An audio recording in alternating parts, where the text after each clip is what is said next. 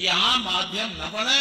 और इसमें कितने लोग हैं, अगर अंग्रेजी करें तो उर्दू भी कर दीजिए, उर्दू क्यों नहीं करते? अपने बच्चों को ये लोग पढ़ाएंगे इंग्लिश स्कूलों में, और दूसरे के बच्चे के लिए अगर वो सुविधा सरकार देना चाहती है, कह देनी उर्दू पढ़ाओ इसको, यानी उसको मौलवी बनाना चाहते हैं, कठपुल्ला पर जोड़ के इसको ले जाना चाहते हैं। मैं जो हमारी भाषा बुंदेलखंडी भोजपुरी, इसका हम विरोध नहीं करते, लेकिन अंग्रेजी का इस विधानसभा में प्रयोग करना ये न्यायोचित नहीं है। बड़े मुश्किल से अंग्रेजी यहाँ से हटाई गई थी और हमारी भाषा हिंदी घोषित की गई थी विधानसभा का। आप अंग्रेजी ला करके हिंदी को कमजोर करने का प्रयास हो रहा है, ये नहीं होना चाहिए। हिंदी को हटाने के लिए हम लोगों ने यातनाएं झेली हैं। दिल्ली तिहाड़ जेल में बंद रहे हैं, लखनऊ जेल में बंद रहे हैं, गोरखपुर के जेल में बंद रहे हैं, इसलिए कि ये हिंदी अंग्रेजी यहाँ माध्यम न बने। और इसमें कितने लोग हैं, अगर अंग्रेजी करें तो उर्दू भी कर दीजिए, उर्दू क्यों नहीं करते? उर्दू भी तो भाषा है, उर्दू को नहीं करेंगे, अंग्रेजी करेंगे। अंग्रेजी का मैं व्यक्तिगत रूप से मेरा विरोध दर्ज कर लें, बहुमत है, आप पास कर लें। उसमें माननीय मुख्यमंत्री अध्यक्ष जी, उत्तर प्रदेश की विभिन्न बोलियों को, भोजपुरी, अवधी, ब्रज और बुंदेलखंडी को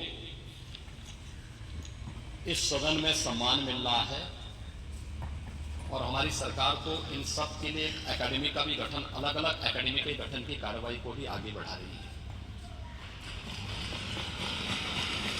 ये सभी हिंदी की उपभाषाएं हैं, यानी हिंदी की बेटियां हैं। भाषा की समृद्धि के आधार है, और हमें इसका स्वागत करना चाहिए। ये सदन साहित्य केवल विशुद्ध साहित्यिक और व्याकरण से के विद्वानों की नहीं है, आम जन का प्रतिनिधित्व करने वाले मान्य सदस्य समाज के विभिन्न तबके से आए हैं। अंतिम पायदान पर बैठे हुए व्यक्ति की आवाज को भी इस सदन में मुखरता मिले। इसके लिए अगर किसी को हिंदी में वह धारा प्रवाह नहीं बोल सकता,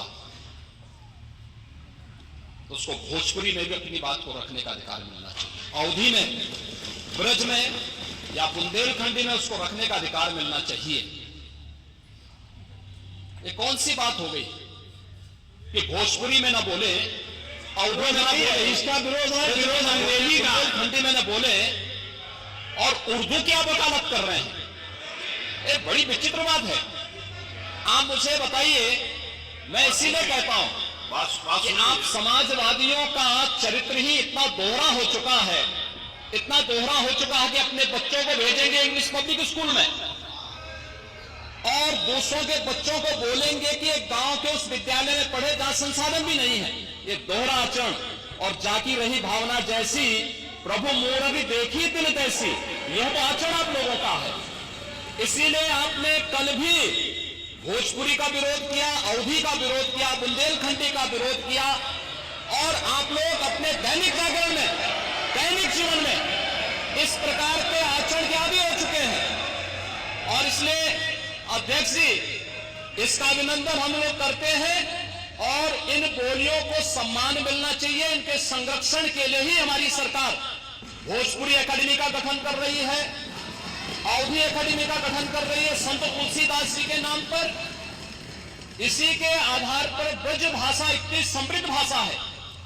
सूरदास जी ने अपनी सभी रचनाएं उसी भाषा में दी हैं।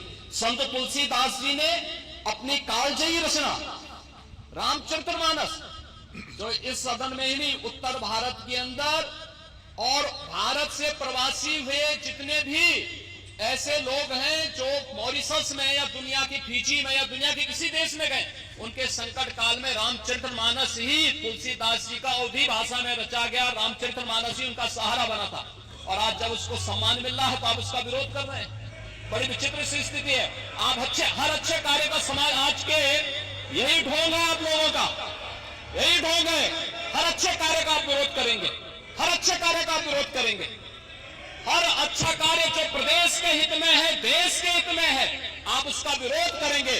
और मुझे लगता है इस प्रकार के विरोध की निंदा होनी चाहिए और हम इसका समर्थन करते हैं जो उत्तर प्रदेश की बोलियों को सम्मान मिल रहा है।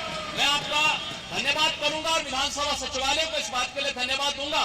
कल हम लोगों ने यहाँ पे इसका शुभारंभ किया, समाजवादी पार्टी ने उसका विरोध किया है और मुझे लगता है कि प्रोसीडिंग का हिस्सा होना चाहिए, इनको समाज के सामने एक्सपोज करना चाहिए। अपने बच्चों को ये लोग पढ़ाएंगे इंग्लिश स्कूलों में और दूसरे के बच्चे के लिए अगर वो सुविधा सरकार देना चाहते हो, कह देनी उर्दू पढ़ाओ इसको, यानी उसको मौलवी बनाना चाहते हैं, कठपुल्ला बन के और इसको ले जाना चाहते हैं। ये नहीं चल सकता।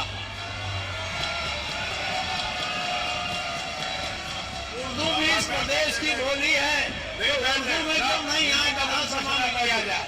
उर्दू भी उत्तर प्रदेश में बड़ी संख्या में बोली जाती है, तो उर्दू को मेरा केवल विरोध अंग्रेजी का, क्योंकि अंग्रेजी से अंग्रेजी कौन गांव में जानता है? यहाँ बोला जाएगा तो अंग्रेजी में कौन समझेगा? कितने लोग हैं?